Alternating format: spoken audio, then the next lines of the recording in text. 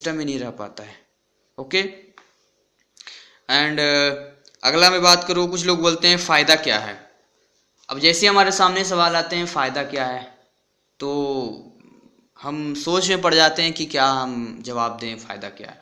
आप उन्हें बेहतर, बहुत बढ़िया, बेहिचक, कॉन्फिडेंसली उनसे बात कर सकते हैं, बता सकते हैं कि इसमें वो फ़ायदा है जो आप रोज़ 8 से 10 घंटे लगाते हो, जो सैलरी आपको मिलती है, जो भी आप बिजनेस इनकम आपको आ रहा है, वो टाइम दे रहे हो तब आ रहा है। वो भी उससे पूरे सपने पूरे नहीं हो रहे हैं, टेंशन की लाइफ है और हर चीज़ में कंप्रोमाइज़ कर रहे हो। कपड़े खरीदते हो तो वहाँ देखते हो इसमें दाम कितना है, सामान खरीदते हो वहाँ कंप्रोमाइज़ करते हो, हर जगह कंप्रोमाइज़ की ज़िंदगी जी रहे हो।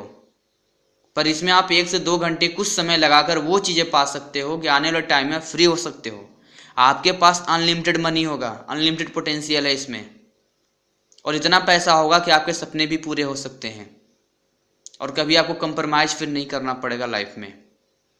आपकी सेहत इसमें अच्छी होगी, कभी बीमार नहीं पड़ोगे। जितनी नई नई बीमारियां आ रही है, आप ऐसे कुछ बातें बता सकते हैं उन्हें कि फ़ायदे की बात है। और कुछ लोग तो हद कर देते हैं, बोलते हैं भाई साहब सैलरी क्या है इसमें। हंसी आती है थोड़ी सी, आपको भी आ रही होगी कि हम एक्चुअली क्या, उनकी गलती नहीं है, उन्हें लगता है कि कोई जॉब वगैरह होगी। एमबीए व्हाट इज एम, उन्हें लगता है कोई जॉब है, कोई कंपनी है तो जॉब करना होता है। आप उनसे एक ही उदाहरण पेश कर सकते हैं कि उनसे पूछना है कि भाई साहब मान लीजिए आपने एक दुकान खोली, चलो किराना स्टोर ही खोला आपने, तो आपकी सैलरी क्या होगी। तो क्या बोलने वाले हैं, वो बोलेंगे भाई जितना बिजनेस होगा उसी के आधार पर मेरी प्रॉफिट होगी और वही हमारा इनकम होगा, तो सैलरी की बात ही नहीं है। That's all right. उन्हें ही बताना है सैलरी मतलब होता है बंधा हुआ पैसा। जो हर महीने हमारी सैलरी मिलती है उसमें कोई बड़ा इजाफा नहीं होता है, हर साल 2-3% बढ़ जाते हैं, और आजकल तो इतना कंपटीशन चल रहा है, आप सबको पता है। बट इस बिजनेस में अनलिमिटेड, कोई लिमिटेशन नहीं है, अनलिमिटेड पोटेंशियल है। आपको डिसाइड करना है कि आप इसमें कितना पैसा बनाना चाहते हो और कितने दिन में बनाना चाहते हो। कोई पाबंदी नहीं है इसमें, कोई रोक नहीं है, कोई भी ज्वाइन करके कितनी भी जल्दी आगे बढ़ सकता है। ये एमबीए बिजनेस वाले को जो है आपको डिसाइड करना है कि आप महीने का 10,000 बनाना चाहते हो, महीने का 1 लाख बनाना चाहते हो या 10 लाख बनाना चाहते हो। इसमें कोई फिक्स नहीं है, कंडीशन एक ही है, आपको सीखना होगा। बिना सीखे करोगे तो हो सकता है सफलता मिले पर देर से मिले और उतने ना मिले जितना आप चाहते हो।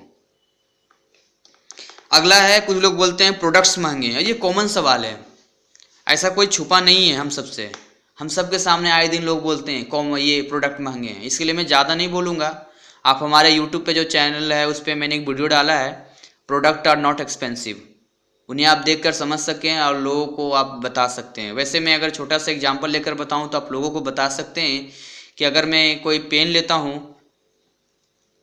जिसकी एक डब्बे में 20 पेन है और वो 40 रुपये पड़ता है, तो एक पेन की कीमत कितनी पड़ी, 2 रुपये। इसका मतलब ये नहीं है कि मैं डब्बा ले रहा हूँ पेन का, 40 रुपये पड़ रहा है तो पेन महंगा है। नहीं, पेन 2 रुपये का है, पेन सस्ता है, ये हमारे बजट में है। उसी तरह से एमबीए के प्रोडक्ट्स महंगे नहीं हैं, ये सस्ते पड़ते हैं। आप उन्हें कैलकुलेट करवा सकते हो, आप उन्हें बता सकते हो, आप हमारे वीडियो देखकर कर सकते हो कि आप जैसे मंथली कैलकुलेट करोगे तो आपके बजट में आएंगे, सस्ते। ये अफवाह है, अफवाह फैला रखा है लोगों ने, प्रोडक्ट महंगे हैं, वही तो आपको क्लियर करना है, इन अफवाहों को क्लियर करना है। अगला है, इसमें लोग बोलते हैं मेंबर चेन स्कीम है। जैसे हमारे सामने सवाल आता है मेंबर चेन स्कीम, इसमें भी हम चुप रह जाते हैं या कभी कभी जवाब नहीं दे पाते हैं। लोगों को पहले क्लियर करना होगा कि मेंबरशिप क्या होता है। मेंबरशिप का मतलब होता है कि आपने ज्वाइन किया, आपने कुछ पैसे लगाए और वो ऊपर वाले में बट गया, फिर आपके नीचे कोई ज्वाइन करेगा, वो 10,000, 20,000, 50,000 जो भी लगाएगा वो आप में फिर ऊपर वाले में बढ़ जाएगा।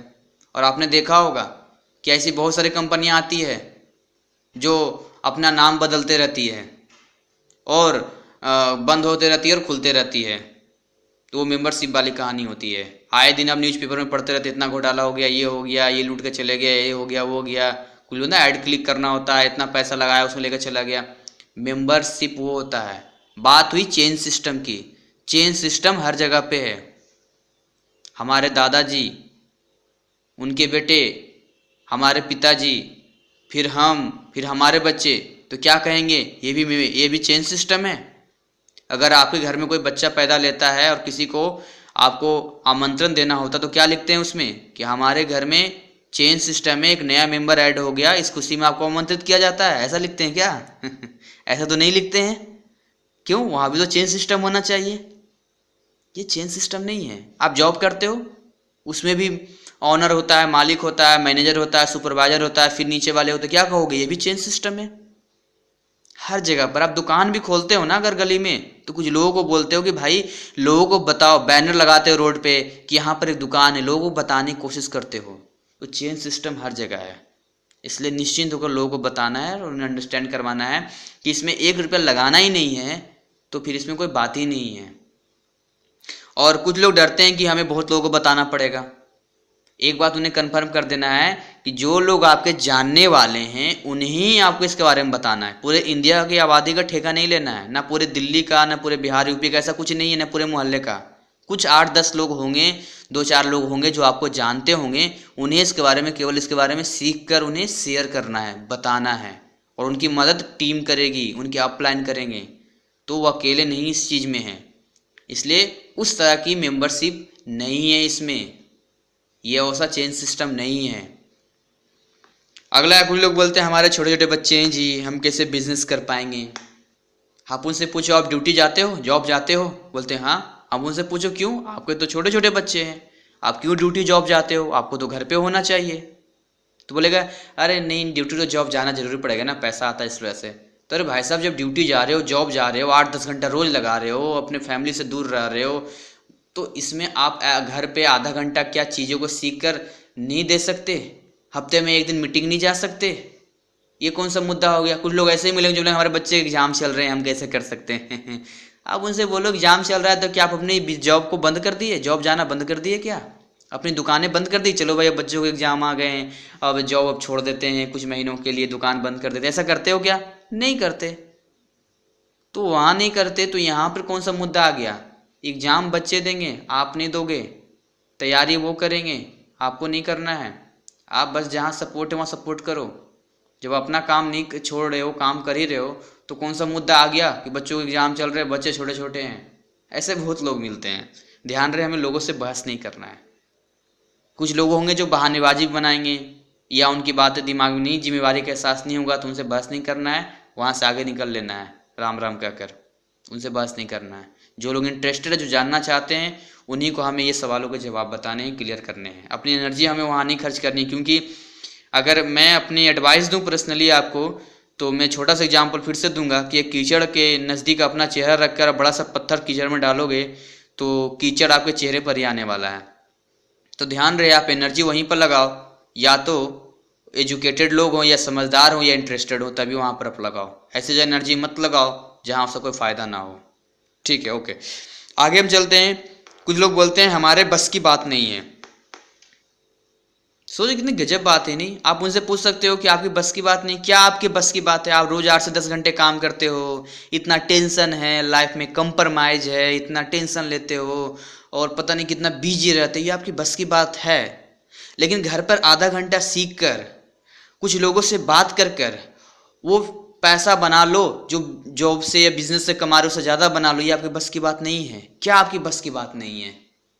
कुछ लोग एक्चुअली डरते हैं, पैसा लगाना पड़ेगा, आर्थिक रूप से डरते हैं। उन्हें बताओ नहीं, जीरो इन्वेस्टमेंट है। प्यार से समझाओ लोगों को। जब भी इनके जवाब देना है, कभी खड़ूस की तरह नहीं जवाब दे देना है, आराम से, चेहरे पे आपके स्माइल होनी चाहिए। चाहे सामने वाला कितना भी गर्म होकर बात कर रहा हो, आपको नॉर्मल होकर बात करना है, आराम से बात करना है।